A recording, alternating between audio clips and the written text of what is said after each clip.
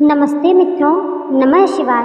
स्वागत है आपका मेरे चैनल में। तो आज मैं आपके सामने एक बहुत ही मज़ेदार कहानी लेके आई हूँ। तो आइए चलते हैं, कहानी सुनते हैं। किसी ज़माने में एक चोर था। वह बड़ी ही चतुराई से चोरी करता था। वह बड़ा ही चतुर था। लोगों का कहना था कि वह आदमी की आँखों का काजल तक उड़ा लेता था।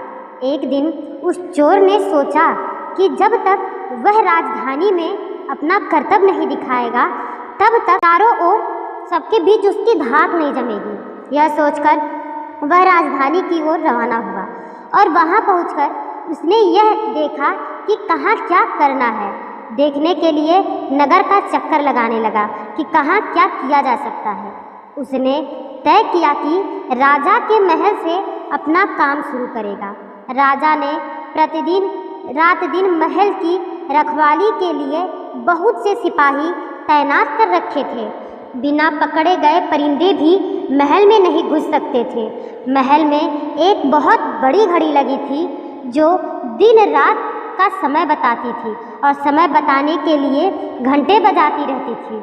चोर ने लोहे की कुछ कील इकट्ठा की और जब रात को घड़ी ने 12 बजाए तो चोर घंटे की हर आवाज़ के साथ महल की दीवार में एक एक कील ठोकता गया। इस तरह बिना शोर किए उसने दीवार में 12 कीलें लगा दी। फिर उन्हें पकड़ पकड़ कर वह ऊपर चढ़ गया और महल में दाखिल हो गया। इसके बाद वह खजाने में गया और वहाँ से बहुत से हीरे और मोती चुरा लिए। अगले दिन जब चोरी का पता लगा तो मंत्रियों ने राजा को इसकी खबर दी। राजा बड़ा हैरान और नाराज हुआ। उसने मंत्रियों को आज्ञा दी कि शहर की सड़क पर गश्त करें। गश्त के लिए सिपाहियों की संख्या दूनी कर दी जाए और अगर रात के समय किसी को भी घूमते हुए पाया जाए तो उसे चोर समझकर गिरफ्तार कर लिया जाए। इस तरह जिस समय दरबार में यह ऐलान हो रहा था, एक नागरिक के भेष में चोर वहां मौजूद था। उसे सारी योजना की एक एक बात पता चल गई। उसे फौरन यह मालूम हो गया कि कौन से 26 सिपाही शहर में गश्त के लिए चुने गए हैं। वह सफाई से घर गया और साधु का बाना धारण करके उन 26 सिपाहियों की बीवियों से जाकर मिला। उनमें से हर एक से इस बात के लिए उत्सुक थी कि उसी का पति चोर को पकड़ेगा और राजा से इनाम लेगा। एक एक करके चोर उन सबके पास गया और उनके हाथ देख कर बताया कि वह रात उसके लिए बड़ी शुभ है। उसका पति चोर की पोशाक में उसके घर आएगा, लेकिन देखो चोर को अपने घर के अंदर मत आने देना, नहीं तो वह तुम्हें दबा लेगा।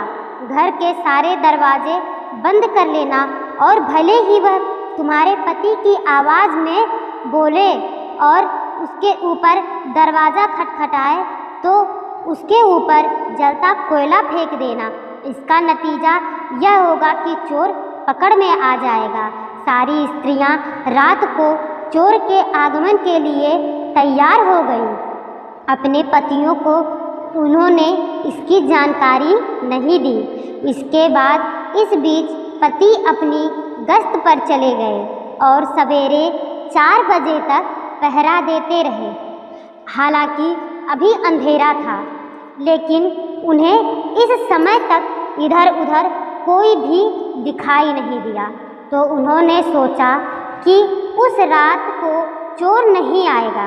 यह सोचकर उन्होंने अपने घर चले जाने का फैसला किया।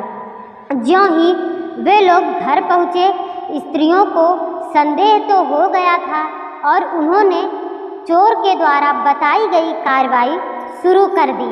तो फल यह हुआ कि सिपाही जल गए और वह बड़ी मुश्किल से अपनी स्त्रियों को यह विश्वास दिला पाए कि वो ही उनके असली पति हैं और उनके लिए दरवाज़ा खोल दिया जाए। बहुत विश्वास दिलाने के बाद फिर उन्होंने दरवाज़ा खोला। सारे पतियों के जल जाने के कारण उन्हें अस्पताल ले जाया गया। दूसरे दिन जब राजा दरबार में आया तो उसे सारा हाल सुनाया गया। यह सुनकर राजा बहुत चिंतित हुए और उसने कोतवाल को आदेश दिया कि वह स्वयं जाकर चोर को पकड़े। उस रात कोतवाल ने तैयारी खूब की। तैयार होकर शहर का पहरा देना शुरू किया। जब वह एक गली में जा रहा था, चोर ने उसे जवाब दिया, मैं चोर हूँ। कोतवाल समझा कि यह लड़का उसके साथ मजाक कर रहा है।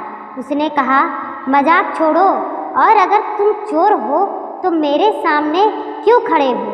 अगर खड़े हो तो आओ, चलो मेरे साथ आओ, मैं तुम्हें काठ में डाल दूंगा।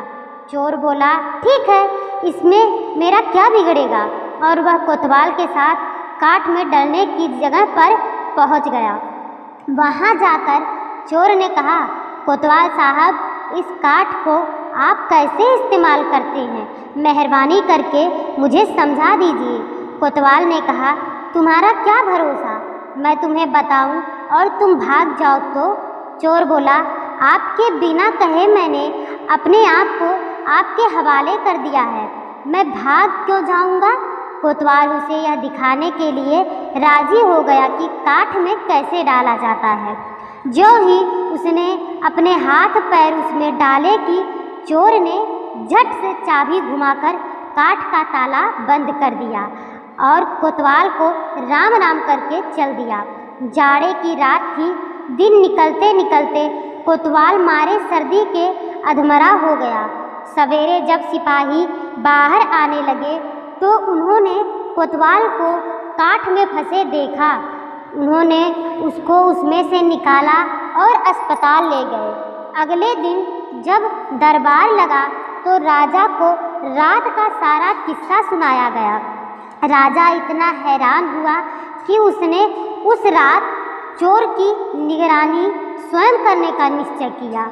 चोर उस समय दरबार में मौजूद था और सारी बातों को सुन रहा था।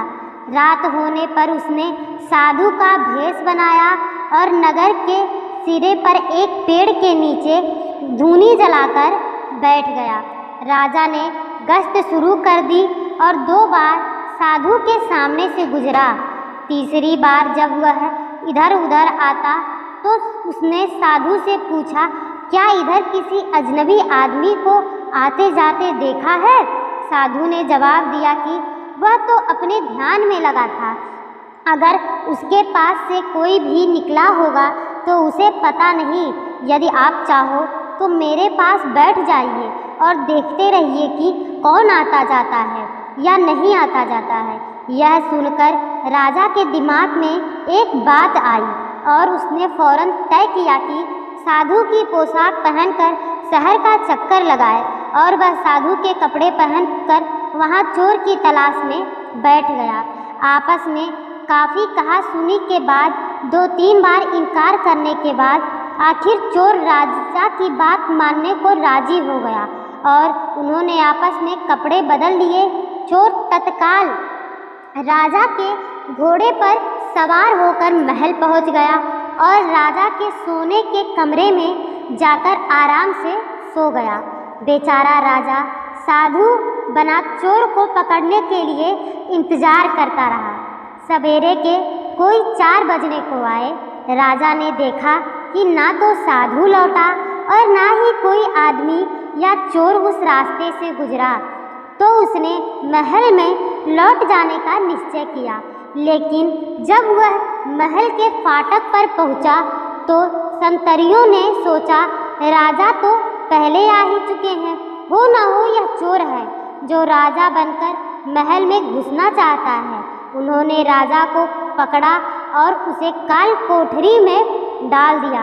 राजा ने शोर मचाया पर किसी ने भी उनकी बात नहीं सुनी। दिन का उजाला होने पर काल कोठरी का पहरा देने वाला संतरी ने राजा को पहचान लिया और मारे डर के थर-थर कांपने लगा।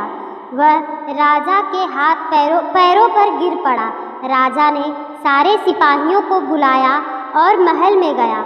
उधर चोर जो रात भर राजा के रूप में महल में सोया था, सूरज की पहली किरण फूटते ही राजा की पोशाक में और उसी घोड़े से रफू चक्कर हो गया। अगले दिन जब राजा ने दरबार लगाया और दरबार में पहुँचे तो बहुत ही आश्चर्य थे। उसने ऐलान किया कि अगर चोर उसके सामने उपस्थित हो जाएगा तो उसे माफ़ कर दिया जाएगा और उसके खिलाफ कोई भी कार्रवाई नहीं की जाएगी, बल्कि उसे उसकी चतुराई के लिए इनाम भी दिया जाएगा। चोर वहाँ मौजूद ही था। उसने सोचा क्यों ना मैं राजा के सामने उपस्थित हो जाऊं। फौरन वह राजा के सामने आ गया और बोला, महाराज, मैं ही आपका अपराधी हूँ, मेरे पास इसके सबूत भी हैं। राजा के महल से जो कुछ उसने चुराया था वह सब राजा के सामने रख दिया और साथ ही राजा की पोशाक और उनका घोड़ा भी उसने राजा के सामने रख दिया। यह सब देखकर राजा बहुत आश्चर्यचकित हुए और चोर की चतुराई पर उन्होंने उसे बहुत इनाम दिया। राजा ने उसे गांव में बुलाया, इनाम दिया और वादा भी करवाया कि वह आगे ऐसा काम कभी नहीं करेगा, चोरी करना छोड़ देगा। उसके बाद चोर वहाँ से चला गया और खूब आनंद में रहने लगा और सुखमय जीवन व्यतीत करने लगा।